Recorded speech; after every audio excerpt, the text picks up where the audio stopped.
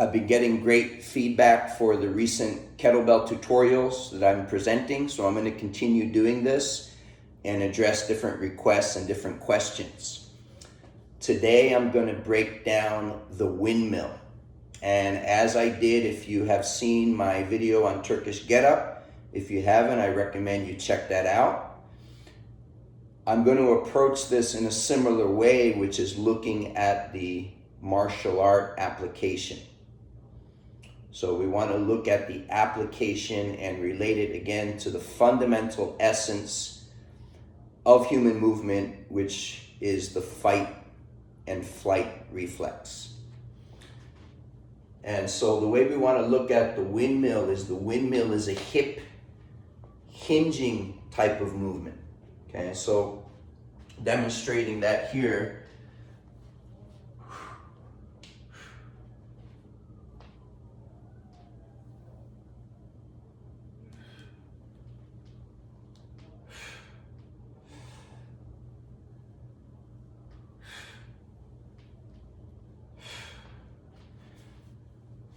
And like most things, there's more than one way to do things. There's many different styles. So what I advocate is that you develop your own style, your own way of moving. But we can learn the classical methods, we can study from others, and then with practice, you sort of adapt the movement to fit your body, to fit your levers, to fit your strengths and weaknesses. And so really understanding what you're doing is going to make a big difference. As far as the stance, I'm going to show you two ways. One is sort of a bilateral, okay? And then the other is going to be angled. So I'm going to show you the angle. Now in the angle, if you have some background in grappling, judo for example, you can see this like a setup for a hip throw. Okay, so you have your stance. There's a person, boom, you're using the hip to lever and come under, okay? So you kind of under, boom, using your hip to lift the person off the ground and bring them a shoulder throw or a hip throw. So that's the idea. You need to stabilize the load. So we're stabilizing the load over the base of support. So center of mass, combined center of mass, your body center of mass, the center of the kettlebell, combined center of mass, vertically aligned over the base of support. That's going to give you that structure. So it's here. When you're doing the movement, you're not moving on this frontal plane here. Instead, this stays fixed and it's down and up. So that if I'm against the wall, this stays in contact with the wall.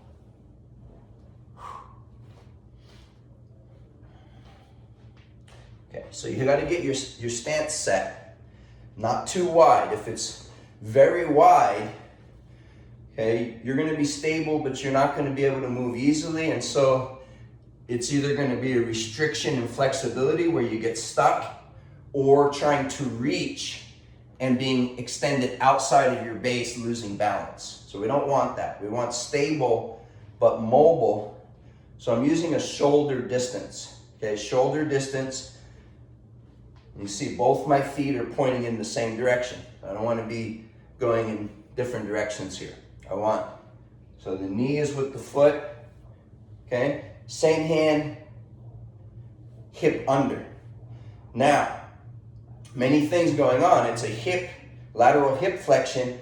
There's also a stability of the shoulder girdle. So the chest, think of the heart going up to the heaven. There's thoracic rotation here. Now that's fixed. And then the hinge is in the hip.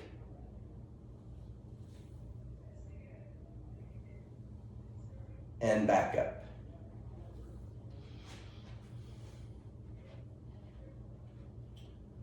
Eyes on the ball, lift it. Now you're coming under, and again, no side to side, it's up and down. The way you're going to lower is by pushing the opposite half. So if I'm folding to my left, I'm not pulling with this side, pull. No, I'm pushing with the opposite side. Push, push, push, push, push, push, push, push.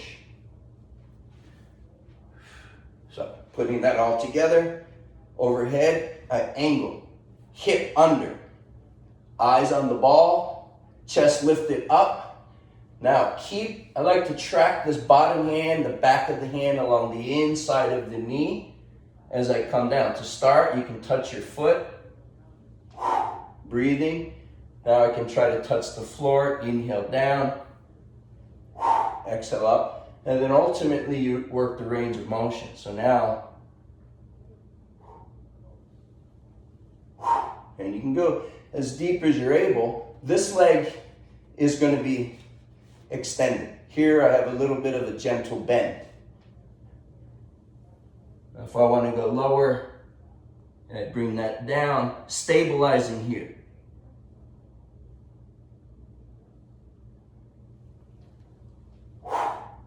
Okay, now, another way you can do this is with the feet pointing forward.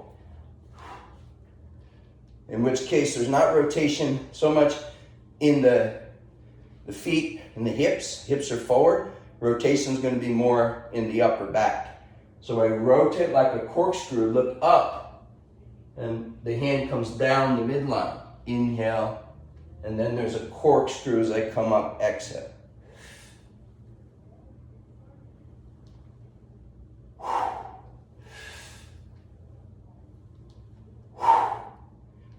Angle.